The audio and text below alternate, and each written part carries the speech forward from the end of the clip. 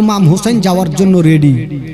উনারই একটা ভাতিজা, যার নাম আপনারা শুনেছেন, যার নাম হলো আবুল কাসিম, ইমাম হাসানের বেটা। আবুল কাসিম কানতে কানতে এসে চাচার হাত ধরে বলছেন, চাচা, চাচা গো, আমি আবুল কাসিম থাকতে আপনাকে যুদ্ধের ময়দানে যেতে দিব না। চাচা, আমাকে বিদায় দেন, আমি যাব যুদ্ধের ময়দানে। আবুল কাসিমের শক্তি এতটা ছিল, 10টা দুশ্মন যদি চলে আসতো তার মোকাবিলাতে পারতো না। জোরে বলুন সুবহানাল্লাহ। আবুল কাসিম বলছেন, চাচা আমাকে পারমিশন দেন, আমি যাব চাচা, একটাকেও জিন্দা রাখবো না। ইমাম হোসেন বলেছিল, না ভাতিজা, আমি তোমাকে পারমিশন দিব না। আবুল কাসিম বলেছিলেন, চাচা গো, আমি থাকতে আপনাকে আমি যেতে দিব না। ও যুবকেরা, ও গো মা বোনেরা, গভীর রাতে একটু শুনেলেন মা গো। আবুল কাসিম বলছেন, চাচা গো, আমাকে পারমিশন দেন চাচা, আমি যাব যুদ্ধের ময়দানে। ইমাম হোসেন বলছেন, না ভাতিজা, আমি থাকতে আর কাউকে আমি পাঠাবো না। আমি যাকে পাঠিয়ে দিলাম সে ঘুরে আসলো না, আমি আর কাউকে পাঠাবো না।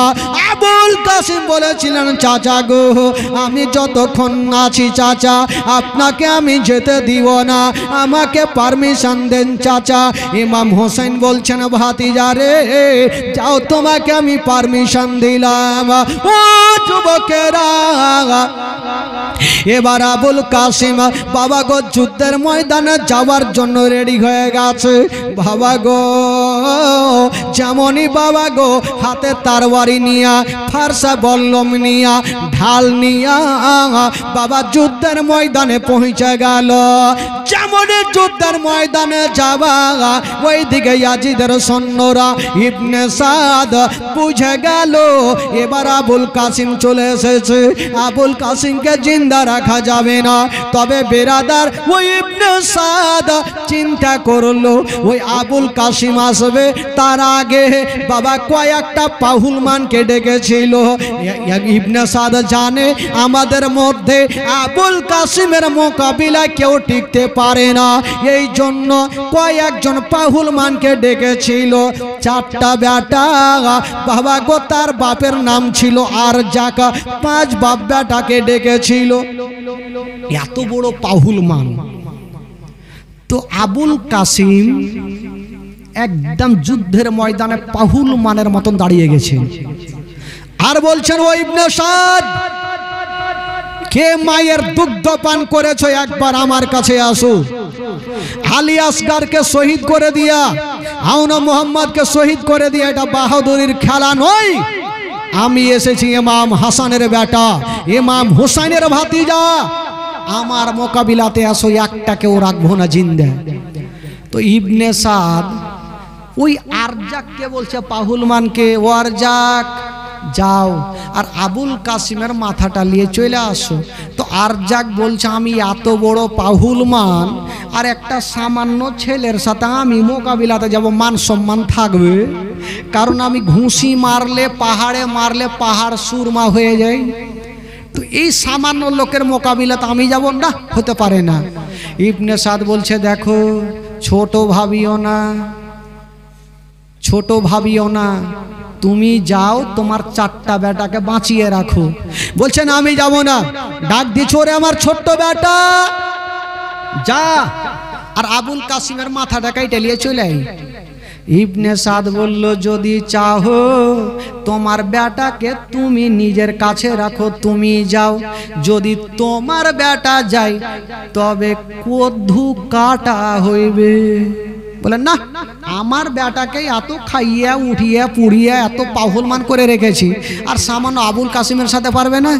তো ছোট্ট বেটা বাপের অর্ডার পেল, ঠিক আছে, গেল, হাতে তরবারি নিয়ে পৌঁছে গেছে যুদ্ধের ময়দানে। বলছে, আবুল কাসিম,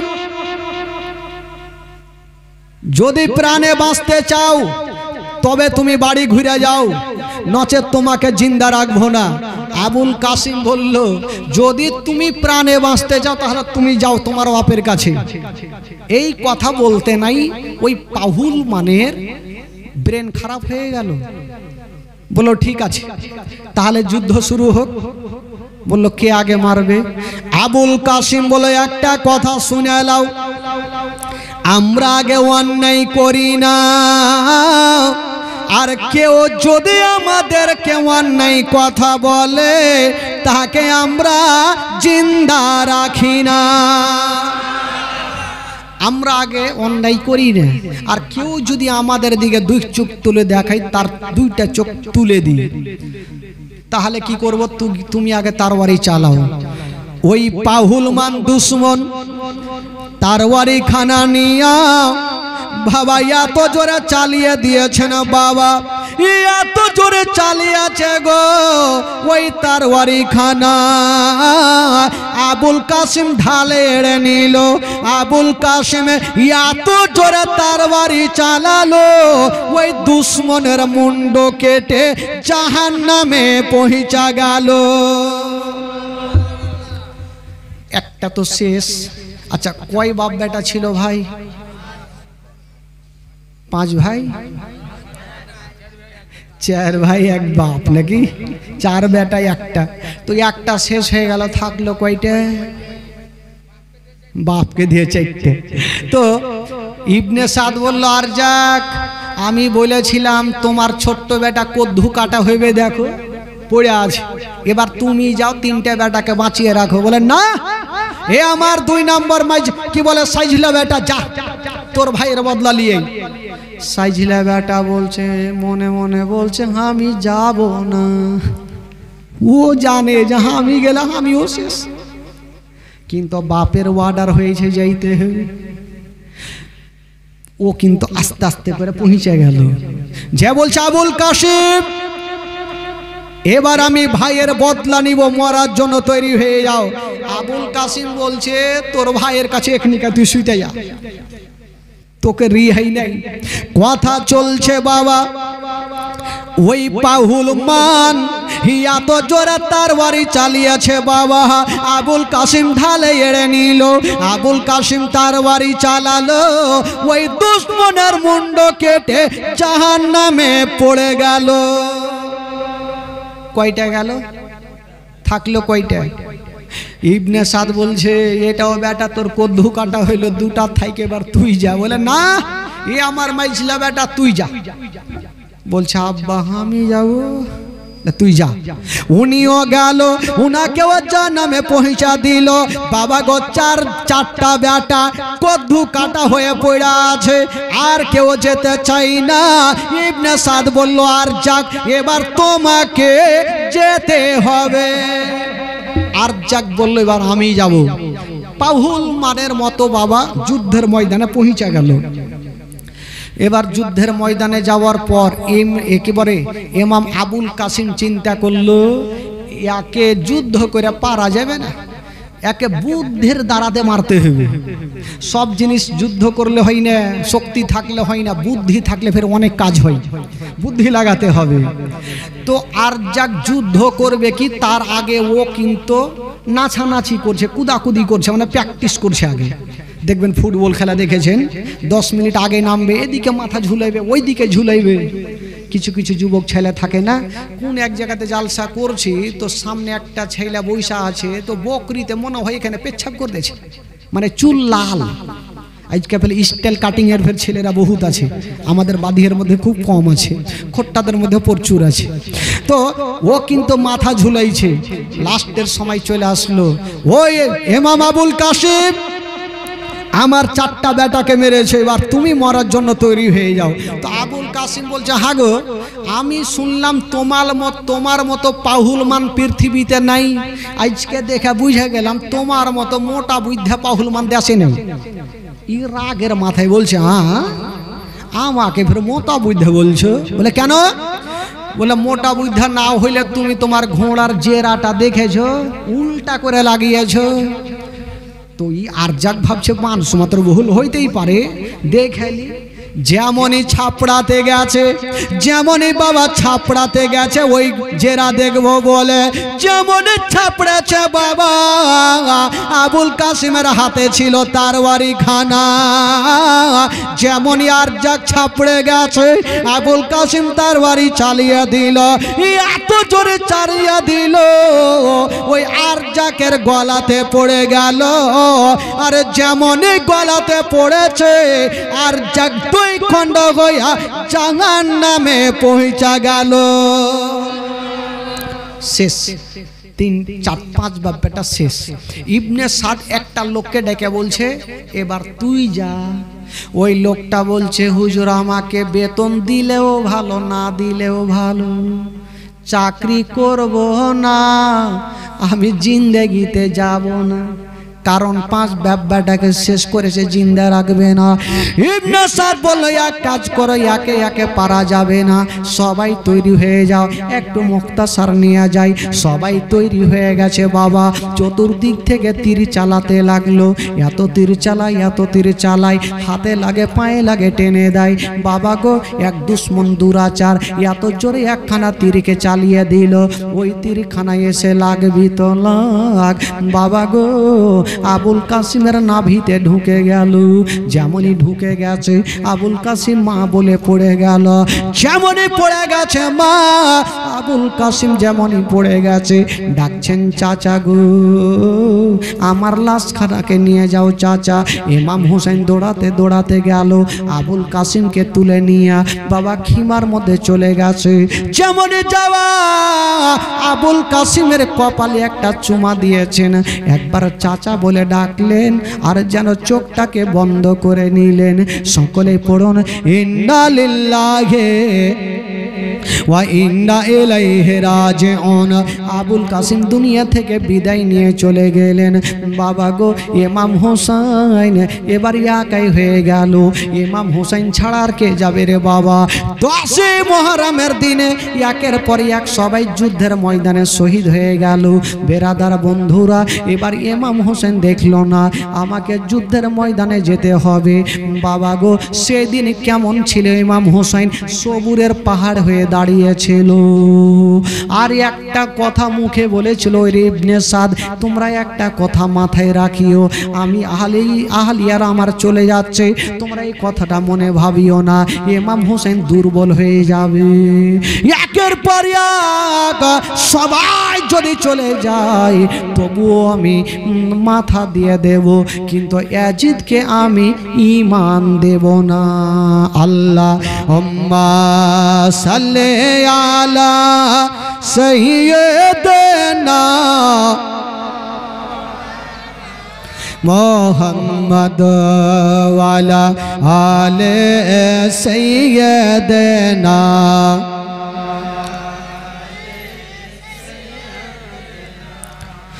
মাওলানা মুহাম্মদ সাল্লাল্লাহু তাআলা আলাইহি ওয়াসাল্লাম। একবার মহব্বতে বলুন সুবহানাল্লাহ। বেরাদারান ইসলাম বন্ধুগণ, আহলে বাইতের মহব্বতে, পাক পাঞ্জাতনের মহব্বতে সুবহানাল্লাহ। আল্লাহর ঘর মসজিদে কি বলে 2000 টাকা। একবার জোরে নারে লাগা, নারায়ে তাকবীর। শুইতে যান, এইভাবে নারে লাগালে কাজ হবে? হ্যাঁ, মনে হচ্ছে আপনাদের ঘুম লাগছে, একটু জোরে লাগা নারায়ে তাকবীর, নারায়ে রিসালাত। আফতাবউদ্দিন সাহেব 2000 টাকার দাতা। সুবহানাল্লাহ। একটু দোয়া করেন, আল্লাহু আমিন। আল্লাহ গো রব্বুল আলামিন মওলা আফতাবউদ্দিন সাহেব মওলা গো এই স্টেজে বসে মওলা আল্লাহ তোমার ঘরের জন্য মওলা গো 2000 টাকা দান করেছেন আল্লাহ। আল্লাহ তার দানকে তুমি কবুল করে নাও, তার মনের বাসনাকে আল্লাহ তুমি পূরণ করে দাও। আমার আফতাবউদ্দিন সাহেবের বাড়িতে কেউ অসুস্থ থাকে মওলা তাকে তুমি সুস্থ বানিয়ে দাও, তার বাড়িতে রোজি রোজগারে আল্লাহ তুমি বরকত দান দাও মওলা রব্বুল আলামিন। মওলা গো এই পবিত্র সভাতে যিনারা বসে আছেন মওলা আল্লাহ তুমি তো সবারই দিলের খবর জানো আল্লাহ, তাদের মনের তালাকে তুমি খুলে দাও আল্লাহ, তোমার ঘরের জন্য যেন বেশি বেশি দান করতে পারে রব্বুল আলামিন। মওলা গো এই পবিত্র সভাতে যিনারা বসে আছেন মওলা তাদের হায়াতকে তুমি বাড়িয়ে দাও, আমিন সুম্মা আমিন। বাহাক্কে লা ইলাহা ইল্লাল্লাহু মুহাম্মাদুর রাসূলুল্লাহ সাল্লাল্লাহু তাআলা আলাইহি ওয়াসাল্লাম। বলছিলাম বাবা গো 1000 টাকা আমি 10 জনের কাছে চেয়েছিলাম, মাত্র একটাই হলে এত বড় গ্রামে, আর একটা কেউ নেই। মাগো আপনাদের মধ্যে কেউ আছেন খালা 1000 টাকা দিতে পারবেন? আমি জানি এতগুলো আমার মা বহিনেরা এসছে, প্রচুর টাকা দেনেওয়ালি আমার মা। মাগো আপনাদেরকে বলবো 1000টা টাকা কোনো খালা যদি পারেন একটু ইশারা করে দেখাবেন তো মাগো, একটু দোয়া করে দেবো, মন খুলে প্রাণ খুলে আজকে দোয়া করবো মা। একটা কোনো মা 5 পাঞ্জাতনের মহব্বতে, আলী আসগরের মহব্বতে একটা কোনো মা। আচ্ছা সুবহানাল্লাহ মাশাআল্লাহ। কি নাম ভাই? সেরাজুল হক। আচ্ছা সেরাজুল হক সাহেব 1000 টাকার দাতা। সুবহানাল্লাহ মাশাআল্লাহ। ইসনুর মেয়ে মানুষ না ছেলে মানুষ? ও মেয়ে মানুষ। ইসনুর মা আমার 1000 টাকার দাতা। সুবহানাল্লাহ মাশাআল্লাহ। দেখেন আমার মা বোনেরা শুরু হয়ে গেছে, মানে আর থামবে না। হ্যাঁ এবার লক্ষ্মীর ভান্ডার, এয়ার ভান্ডার, বর ভান্ডার, বিড়ি বানা, এই বানা ওই বানা, টাকা এবার চলে আসবে। খালাগে একটু শুরু করেন খালা। আর আপনারা না হলে দান উঠবে না খালা গো। 1000 টাকা ইসনুর মা দিয়েছে। আর কোনো মা যদি পারেন 1000 টাকা লেখান খালা, 1000 টাকা একটু লেখান, আমি দোয়া করবো ইনশাআল্লাহুল আজিজ। তবে আমি বলছিলাম বাবা গো, কেউ বিরক্ত হবে না, মাত্র 3টা মিনিট সময় নিয়েছি, তারপরে ইনশাআল্লাহুল আজিজ জীবনে শুরু করব যেখান থেকে ছাড়লাম। মন মতন জীবনী আপনারা শুনবেন। তবে বলছিলাম মাত্র 3টা মিনিটের জন্য যদি কেউ পারেন, মনে করেন যে আমি 1000 টাকা 2000 টাকা দিতে পারবো না, আমি 500 করে টাকা নিয়ে এসেছি, আপনি 500 টাকা দিতে পারেন। আমি বলবো এই পবিত্র সভাতে একটা করে খোদার বান্দা। আচ্ছা বলুন তো ভাই কোরআনে পাক কয় পারা গো? জোরে বলুন কয় পারা? আচ্ছা প্রথম পারার জন্য 500টা টাকা একজন উঠান তো ভাই। দুনিয়াতে ঝামেলা আছে, আল্লাহর কালামে কোনো ঝামেলা নাই। 30 পারার জন্য 30টা লোককে আমি নিব, শুধু 500 করে টাকা। মাগো কোরআন শরীফের মাগো, আমি 30টা মার কাছে 30 পারা। এই যে 1 পারা হইল আমার চাচা, এই যে 2 পারা হইল। সুবহানাল্লাহ। দুনিয়াতে ঝামেলা আছে, আল্লাহর কালামে কোনো ঝামেলা নাই। 3 পারা হয়ে গেল। মাগো ওই দিক থেকে 30 পারা আর এদিক থেকে 30 পারা লাগবে। এই যে চাচা আমার 4 পারা পুরিয়ে দিলেন। সুবহানাল্লাহ 4 পারা হইল। আচ্ছা 5 নম্বরে কি হবে গো? নামাজ কিন্তু 5 ওয়াক্ত নামাজ, সেটাকে ভুল করে চট করে একজন দাঁড়িয়ে যান 5 নম্বরে 5 পারার জন্য। একটু কষ্ট করে দেন, আমি জানি কষ্ট হচ্ছে, কিন্তু এই টাকাটা একদিন সঙ্গের সাথী হবে আপনার। কাল হাসরের মাঠে আপনার সঙ্গের সাথী হবে। একটা কোনো বাবা চাচা একটা হবে না 5 নম্বরে 5 পারার জন্য, একটা কোনো খোদার বান্দা 5 পারার জন্য মাত্র 500টা টাকা। মনে করেন আজকে নাই, আপনি কালকে দিন। এটা আপনাকে অফার দিলাম, না হলে ফোন পে মেরে দেন। আজকে তো ফের সবারই ফোন পে আছে, কাউরি বাদ নেই, না হলে ফোন পে মেরে দিন, কিন্তু লাগবে। এই যে দেখেন 5 পারা হয়ে গেল। সুবহানাল্লাহ মাশাআল্লাহ। তবে আজকে 20 পারা লিব, কালকে 10 পারা লিব। আর মা বোনদেরকে বলবো মাগো ওই দিক থেকে নাই, কাঞ্জুসের বেটি রে, এত মার সোনা কহেছি তো দিলে ময়া হয় না। একটু চটচট করে দিয়ে যান খালা গো, দেরি করিয়েন না, একটু চটচট করে দিয়ে যান, যা পারবেন দিয়ে যান, কারণ সময় নষ্ট করিয়েন না, সময় নষ্ট করিয়েন না। আসুন যিনারা গেছেন কমিটি ভাইকে বলবো মা খালা বুবু দাদি কহেন তাহলে দিবে। হ্যাঁ দিলে দয়া ময়ে না আসলে ওরা দিবে না, খুব কঞ্জুস।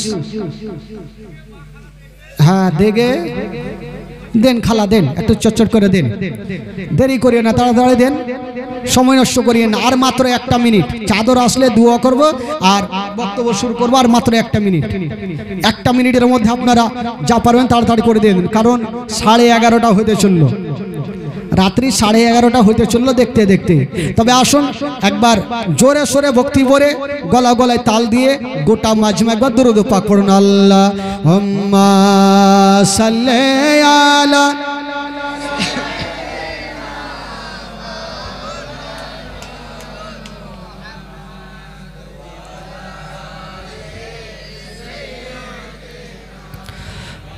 আলা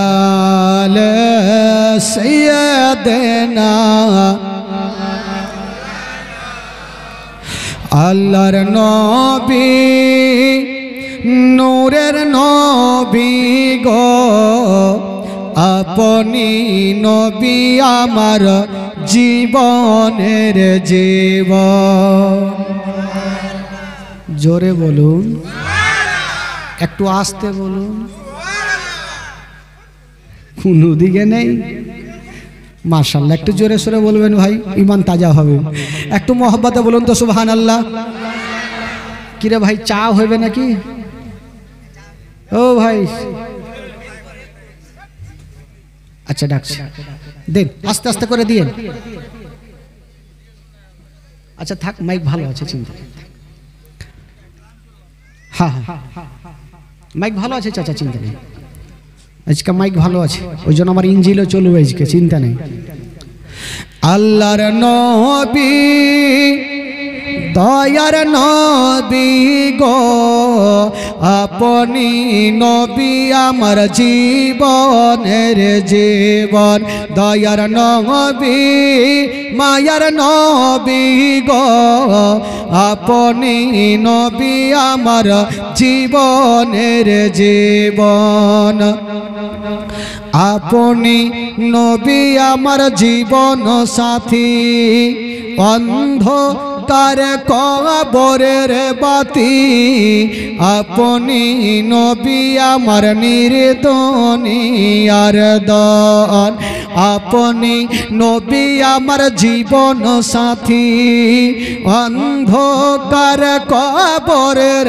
বাতি আপনি নবী আমার নির্দনিয়ার দন কে রাহমাতাল লিল আলামিন আপনি উম্মতের জামিন গুনহগার উম্মতের আপন জন আল্লাহর নবী দয়ার নবী গো আপনি নবী আমার জীবনের জীবন দয়ার নবী মায়ার নবী গো আপনি নবী আমার জীবনের জীবন একবার মোহব্বতে বলুন সুবহানাল্লাহ দেখে আপনার মুজিজা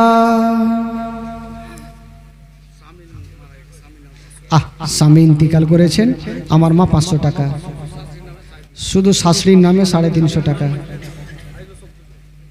এটি পাইলেন আপনি সারা দিনে বস্তা নিয়ে যান হ্যাঁ হ্যাঁ দেখে আপনার মুজিজা ভাগবতী মাখা দিয়ে যা সঁপে দিল জীবন আর যৌবন দেখে আপনার মুজিজা ভাগবতী মাখা দিয়ে যা সঁপে দিল জীবন আর যৌবন কে মাল দৌলত জাগা ছিল চরণে সব সপিয়া দিল কে মাল দৌলত জাগা ছিল চরণে সব সপিয়া দিল আপনারে বানাইল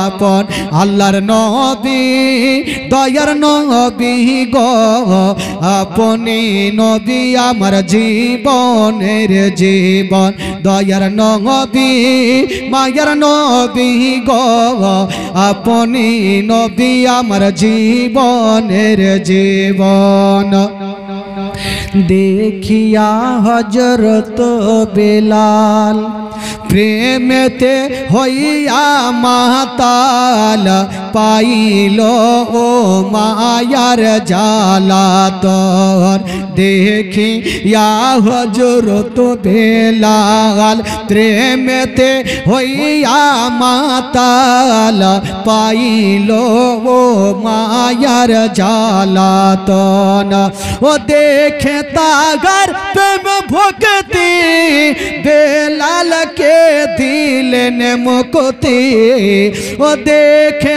তাগার প্রেম ভক্তি বেলাল কে দিলেন মুক্তি আপনারে বানাইল আপন আল্লাহর নবী দয়ার নবী গো আপনি নবী আমার জীবনের জীবন দয়ার নবী মায়ার নবী গো গো আপনি নবী আমার জীবনের জীবন দয়ার নবী মায়ার নবী গো আপনি নবী আমার জীবনের জীবন। জোরে বলুন সুবহানাল্লাহ। বেরাদান ইসলাম বন্ধুগণ, যারা যারা দান করেছেন একটু মন খুলে একটু দোয়া করেন। আল্লাহু আমিন। রব্বুল আলামিন মাওলা গো, এই পবিত্র সভাতে বসে মাওলা গো আল্লাহ তোমার ঘরের জন্য কে 1000 2000 10 20 50 100 200 500 করে দান করেছেন আল্লাহ।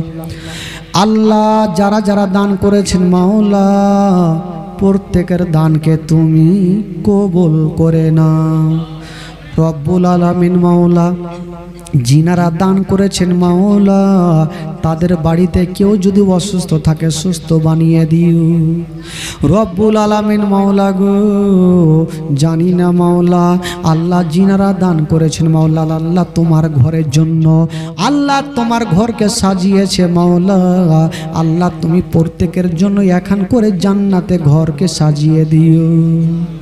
اللهم رب محمد صلى الله عليه وسلم نحن عباد محمد صلى الله عليه وسلم سبحان ربك رب العزة عما يصفون وسلام على المرسلين والحمد لله رب العالمين آمين آمين بحق لا إله إلا الله محمد رسول الله صلى الله عليه وسلم اللهم صل على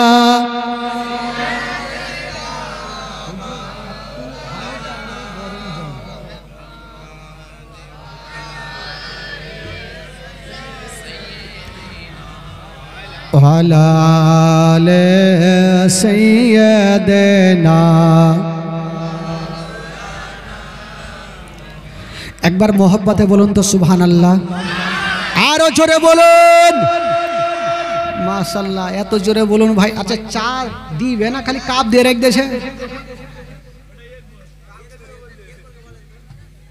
আর ভাই দিবা তো দাও, কারণ চা খাওয়ার টাইমে সুবহানাল্লাহ বলা যাবে না, ভাই মুশকিল আছে।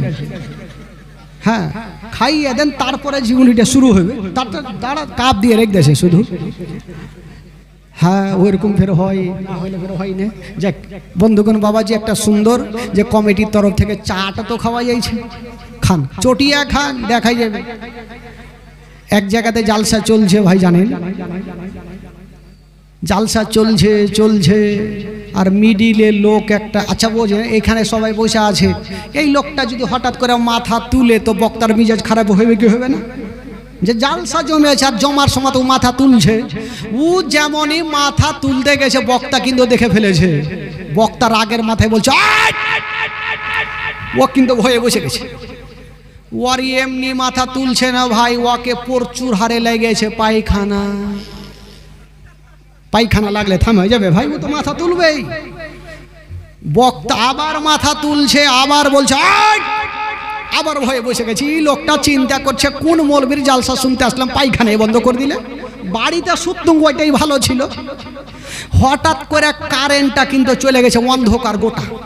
ই ভাবছে উঠে গেলে বক্তা দেখতে পাবে না, উঠে ভাই এই পার্শ্বে চলে এসছে। চতুর্দিকে লোক আছে, কুণ্ঠে যাবে। স্টেজের পার্শ্বে 10 নম্বরের জুতা পড়েছিল ভাই, এই জুতাতে কাম সেরে দিয়েছে আর মিডিলে যা বসে গেছে। বলছে বক্তা সাহেব আজকে সারা রাত বললে ভাগবো না। ই ভাগবে কেন, ও তো ট্যাঙ্কি খালি করলেছে। আর ওইটা সাধারণ লোকের জুতা ছিল না, যে মাওলানা জালসা করছিল ওয়ারি জুতা।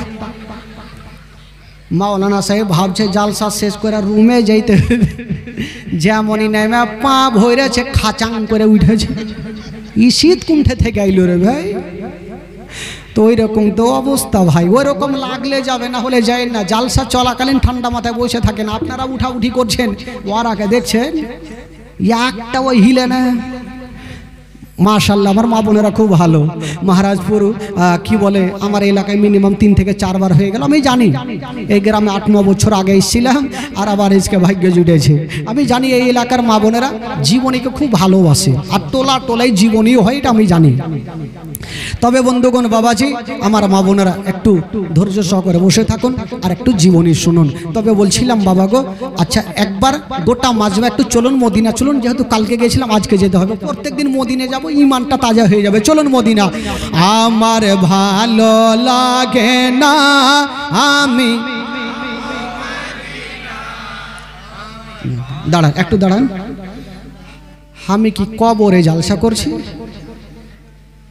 এদিকের লোকটি কইছে আমি কহব না। হ্যাঁ, আপনারা রাগ কিসের আছে? একটু দিল থেকে সবাই পড়েন ভাই, গুনাহ হবে না নেকি হবে। গোটা মাজমা পড়েন, গোটা মাজমা। আমার ভালো লাগে না আমি, আরো জোরে, আমার ভালো, আমার ভালো ও মদিনাতে না গেলে মন শান্তি পাবে না। আমার ভালো, জোরে জোরে, আমার ভালো,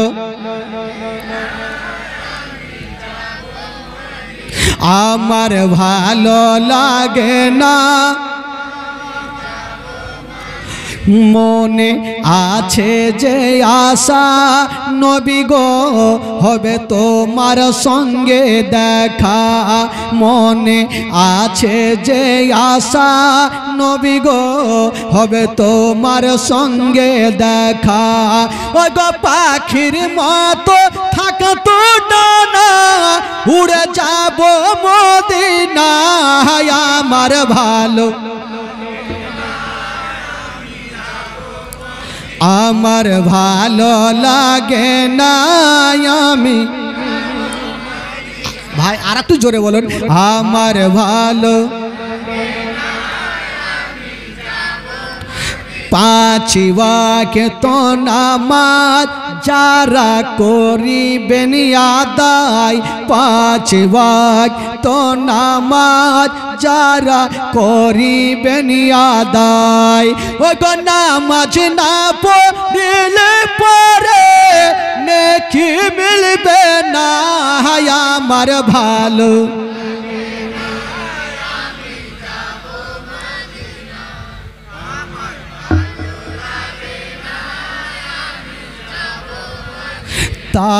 তাফাজুল ইসলাম আজ জীবনী করে, তাফাজুল ইসলাম আজ জীবনী করে। এই জীবনী না শুনলে নেকি মিলবে না। আমার ভালো, আমার ভালো ও মদিনাতে না গেলে মন শান্তি পাবে না। আমার ভালো, আমার ভালো লাগে। मोहब्बते बोलून सुभान अल्लाह। दुई हाथ तुले बोलून ना तुलिए ना फिर चार्ज फिर एक्सीडेंट हो जाए मुश्किल है।